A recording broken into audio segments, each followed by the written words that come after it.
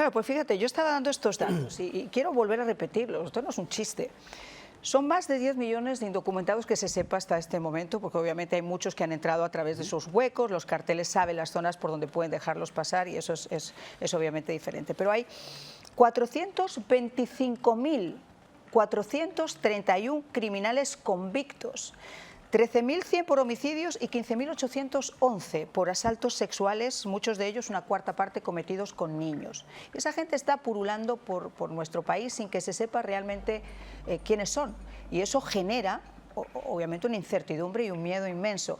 Eso no sería suficiente para poder poner en práctica esta ley que, efectivamente, como tú dices, a pesar de ser una ley de 1789, hay una parte en la que aduce a lo que se considera una invasión y, sobre todo, el que atente o venga con la intención de atentar contra estadounidenses. Sí. De nuevo, no se ha utilizado de esa manera anteriormente. Cuando se estableció esta ley, los Estados Unidos no tenían el problema de inmigración, no tenía el problema de tráfico de drogas. Eso, más que nada, el problema era personas que podían invadir de Inglaterra o de otros países europeos y por eso se estableció esa ley.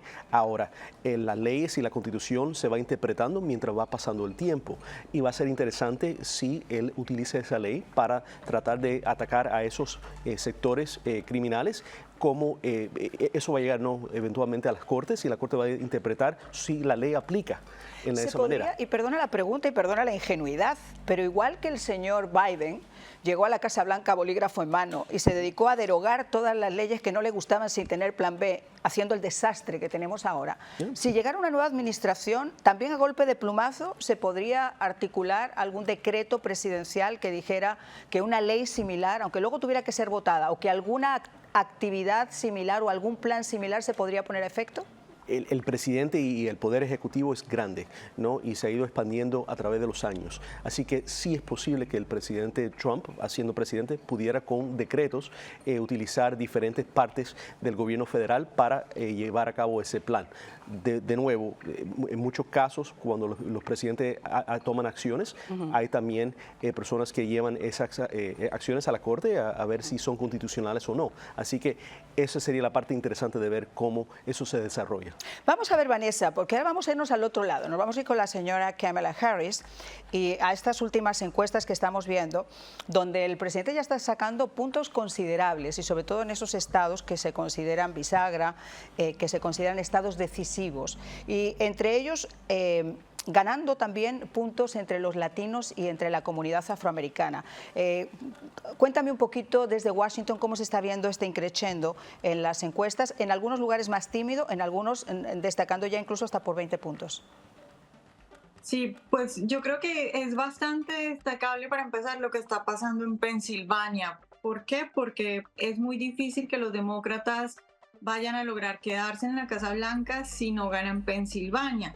Y Pensilvania llevamos que durante meses los dos han estado empatados, pero además que hay en las últimas semanas un par de encuestas que le dan incluso la victoria al expresidente Donald Trump. Obviamente en Pensilvania se supone que el presidente Biden debía por lo menos darle un empuje a Kamala Harris porque toda su vida ha hecho política en Pensilvania, pero además por toda el historial que tiene, por ejemplo, con los sindicatos en Pensilvania. Entonces eso por un lado.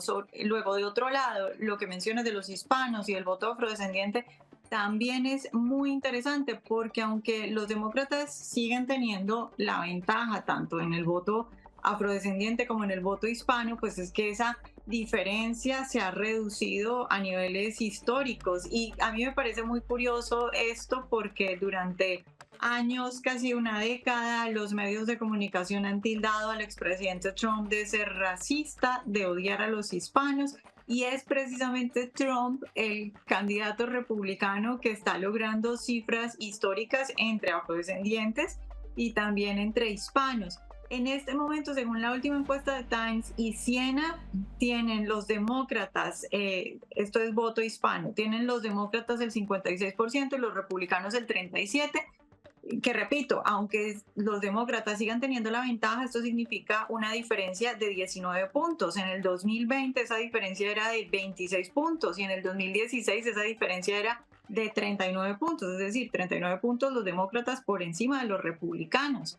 Ahora, en el voto afrodescendiente, en este momento, en esa misma encuesta, Trump tiene un 15% y la diferencia es de 63. Es decir, los demócratas tienen 63 puntos por encima, pero en el 2020 esa diferencia era del 81 y en el 2016 esa diferencia era del 85.